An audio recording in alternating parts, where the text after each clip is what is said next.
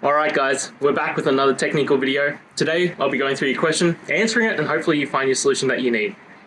Guys, remember to stay just a little bit crazy like me, and hopefully you get to that resolution.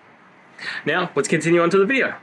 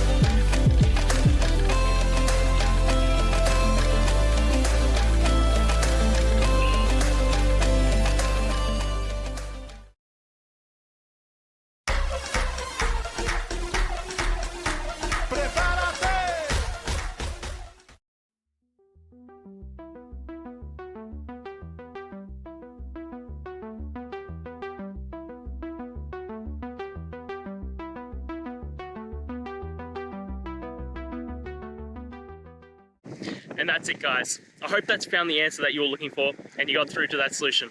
If you did, please hit the subscribe button. I'd really appreciate it. And until the next time you have a technical issue, I'll see ya. Have a good one.